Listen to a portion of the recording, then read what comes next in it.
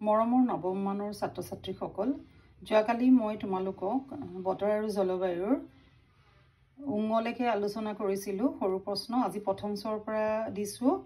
বিষুৱীয় জলবায়ুৰ অক্ষাংশৰ বিস্তৃতি কিমান উত্তৰ বিষুৱ ৰেখাৰ পৰা 10 ডিগ্ৰী উত্তৰ আৰু দক্ষিণ অক্ষৰেখাৰ মাজৰ অঞ্চলত বিৰাজ কৰে কেম্পাছ ঘাঁহনি অঞ্চল কোন জলবায়ুৰ অন্তৰ্গত সাভানা জলবায়ুৰ অন্তৰ্গত বৰ্গীয়া নাতিশীতোষ্ণ মৰু জলবায়ু অঞ্চলৰ অক্ষাংশৰ বিস্তৃতি উল্লেখ কৰা নাতিশীতোষ্ণ মৰু জলবায়ু বিষুৱ উত্তৰ আৰু দক্ষিণ 30 ডিগ্ৰী আৰু 40 ডিগ্ৰী অক্ষাংশৰ মাজত অৱস্থিত মহাদেশসমূহৰ মধ্যভাগত দেখা যায় চীনদেশীয় জলবায়ু কি জলবায়ু বুলি কোৱা হয় নাতিশীতোষ্ণ আৰ্দ্ৰ জলবায়ু অনিয়মিত বতাহৰ এটা উদাহৰণ দিয়া পছোৱা বতাহ মধ্যনত উচ্চ বায়ুৰাশিৰ জলীয় বাষ্প ধাৰণ ক্ষমতা কিয় বেছি উষ্ণ বায়ুৰাশি উত্তৰ সকলো ঠাইতে বা সকলো সময়তে বায়ুত জলীয় বাষ্পৰ পৰিমাণ একে নাথাকে বায়ুৰ জলীয় বাষ্প ধাৰণ ক্ষমতা বায়ুৰ উত্তাপৰ ওপৰত নিৰ্ভৰ কৰে বায়ুমণ্ডলৰ নিম্নভাগৰ বায়ুৰ চাপ কিয় বেছি বায়ু স্বাভাৱিকতে সংকোচনশীল আৰু সেইবাবে তলৰ স্তৰৰ বায়ুখিনি বেছিকৈ সংকুচিত হৈ পৰে ফলত ঘনত্ব বাঢ়িলে চাপ বেছি হয় ইয়াৰ পিছত আমাৰ 12 নম্বৰ প্ৰশ্ন আছিল সমুটুকা লিখা আপেক্ষিক আৰ্দ্ৰতা বায়ুৰ আৰ্দ্ৰতা দুই প্ৰকাৰে প্ৰকাশ হয়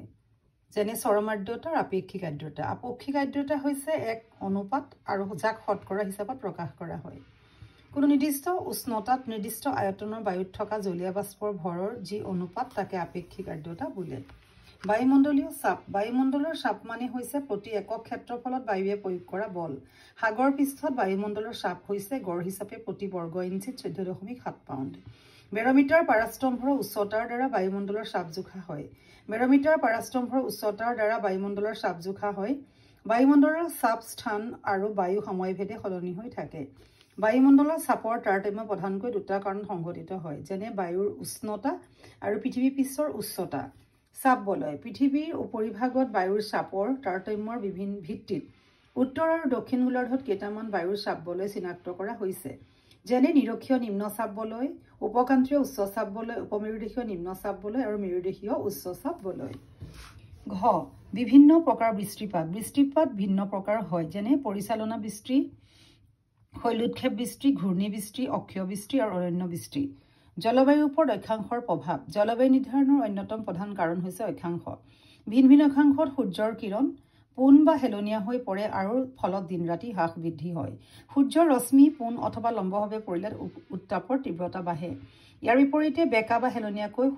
পৰা সূৰ্যৰ ৰশ্মিৰ তীব্ৰতা কম হয় অৰ্থাৎ উত্তাপ কম জলবায়ুৰ ওপৰত উদ্ভিদৰ প্ৰভাৱ উদ্ভিদে জলবায়ুৰ ওপৰত প্ৰত্যক্ষ প্ৰভাৱ পেলায় উদ্ভিদে পূৰ্ণ অৰণ্য অঞ্চলে বৃষ্টিপাত হোৱাত সহায় কৰে অৰণ্য অঞ্চলৰ বায়ুৰাশি চেঁচা হোৱাৰ বাবে ই ঘনীভৱন প্ৰক্ৰিয়াত সহায় কৰে আৰু এনে অঞ্চলত সঘনে বৰষুণ হয় কিন্তু উদ্ভিদ নথকা অঞ্চলত বৃষ্টিপাতৰ পৰিমাণ কম হয় মৌচুমী জলবায়ু 10 ডিগ্ৰী উত্তৰ আৰু 40 ডিগ্ৰী উত্তৰ অক্ষাংশৰ মাজত অৱস্থিত দেশবোৰত প্ৰধানকৈ পূব অক্ষত আৰু দক্ষিণ গোলাৰ্ধৰ অঞ্চলত বিৰাজ কৰে এই জলবায়ু বিৰাজ কৰা যিবোৰ অঞ্চলত বছৰি গড়ে 200 সেণ্টিমিটাৰ অধিক বৰষুণ হয় টাইগা জলবায়ু পৃথিৱীৰ 50 ডিগ্ৰী আৰু 65 ডিগ্ৰী অক্ষাংশৰ মাজত উপমেৰু অঞ্চলবোৰৰ টাইগা জলবায়ু বিৰাজ কৰে পৃথিৱীৰ আটাইতকৈ ঠাণ্ডা ঠাই ভাৰখানস্ক এই জলবায়ুৰ অন্তৰ্গত এই জলবায়ুত সৰলবৰ্গীয় উদ্ভিদ বিস্তৃতভাৱে গজে এই সৰলবৰ্গীয় উদ্ভিদক চাইবেৰিয়াত টাইগা বুলি জনা যায় ভূমধ্যসাগৰীয় জলবায়ু বিষুৱৰ উত্তৰ আৰু দক্ষিণৰ 30 ডিগ্ৰীৰ পৰা 45 ডিগ্ৰী অক্ষাংশৰ মাজত অৱস্থিত মহাদেশসমূহৰ পশ্চিম উপকূল অঞ্চলসমূহত দেখা যায় এই জলবায়ুৰ অন্তৰ্গত অঞ্চলবোৰত সেউজীয়া আৰু পৰ্ণপাতী উদ্ভিদ দেখা যায় আনহাতে ফলমূলৰ খেতিৰ বাবে এই জলবায়ু উপযোগী আৰু সেয়েহে ভূমধ্যসাগৰীয় জলবায়ু অঞ্চলবোৰত যথেষ্ট পৰিমাণে ফলমূলৰ উৎপাদন হয় সাভানা জলবায়ু সুদান জলবায়ু বুলিও কোৱা হয় এই জলবায়ু প্ৰধানকৈ সুদান মধ্য ভাৰত আফ্ৰিকাৰ উত্তৰ আৰু মধ্যভাগ ব্ৰাজিলৰ দক্ষিণাংশ কিছুমান অঞ্চলত পোৱা যায় সাভানা জলবায়ু বিৰাজ কৰা অঞ্চলবোৰত গ্ৰীষ্মকালৰ গড় উত্তাপ হৈছে 27 ডিগ্ৰী 28 ডিগ্ৰী চেণ্টিগ্ৰেড আৰু শীতকালৰ উত্তাপ হৈছে 10 ডিগ্ৰীৰ পৰা 15 ডিগ্ৰী চেণ্টিগ্ৰেড টুন্দ্ৰা জলবায়ু সুমেৰু আৰু কুমেৰু বিত্তৰ অন্তৰ্গত অঞ্চলবোৰত টুন্দ্ৰা জলবায়ু বিৰাজ কৰে এই জলবায়ু কানাডা এছিয়া আৰু এণ্টাৰ্কটিকাত পোৱা যায় ইয়াত ছমাহ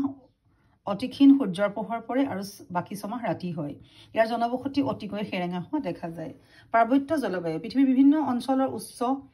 পৰ্বত পাহাৰবিলাকত আন এক প্ৰকাৰৰ জলবায়ু অনুভূত হয় সেয়েহে এনে জলবায়ু সুকীয়াকৈ আলোচনা কৰা দৰকাৰ কিয়নো এই জলবায়ু অক্ষাংশৰ ভিত্তিত শ্ৰেণীভুক্ত কৰিব নোৱাৰি। এই জলবায়ু পাৰ্বত্য জলবায়ু বুলি জনা যায়। পাৰ্বত্য জলবায়ু উচ্চতা ভিত্তিক। উচ্চতা ভেদে পৃথিৱীৰ বিভিন্ন ঠাইত পৰ্বত পাহাৰ জলবায়ু পৰিৱৰ্তন ঘটে। উদাহৰণস্বৰূপে হিমালয়, আলপছ, ৰকি, এণ্ডিজ আদি পৰ্বতৰ আদি পৃথিৱীৰ সুউচ্চ পাৰ্বত্য অঞ্চলসমূহত এক সুকীয়া জলবায়ু অনুভূত হয়। মৰমৰ ছাত্ৰ ছাত্ৰীসকল, আজি তোমালোকৰ 1 নম্বৰ পাঠৰ সকলো প্ৰশ্ন উত্তৰ তোমালোকক দিয়া হ'ল। ইয়াৰ পিছত আমি পাঠৰ সৰু প্ৰশ্ন কিছুমান আলোচনা কৰিম। তোমালোকে ভাল লাগিলে লাইক কৰিবা, শ্বেয়াৰ কৰিবা, ছাবস্ক্ৰাইব কৰিবা। ক্ৰমে ক্ৰমে আমি বাকী পাঠবিলাকলৈ আগবাঢ়ি যাম। ধন্যবাদ।